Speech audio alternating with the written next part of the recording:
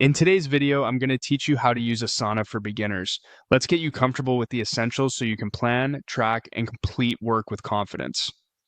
Start by opening Asana and heading to your home screen.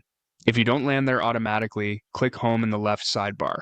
Home is your control center. You'll see key updates, quick links to recent work, and a snapshot of what needs attention. It's a great place to begin each day because it surfaces what's most important without digging through multiple pages. Next, click My Tasks. This is your personal queue, everything assigned to you all in one place. Use this area to review what's due soon and what can wait. You can sort, filter, and adjust views to match how you like to work. If you're just starting out, keep it simple. Glance at due dates, scan for any tasks marked as high priority, and start with the items that unblock others.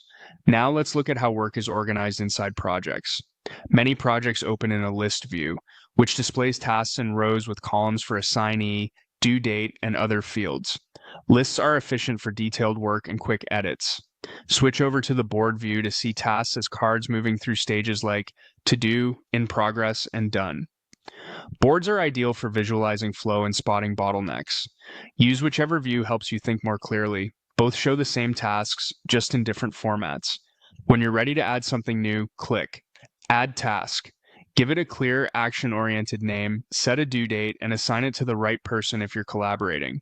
Add a brief description so expectations are obvious, and use subtasks if the work breaks into smaller pieces. Attach relevant files or links so everything lives with the task, not in scattered messages. To stay informed, click Inbox. This is where you'll see updates, comments, and status changes across the work you follow.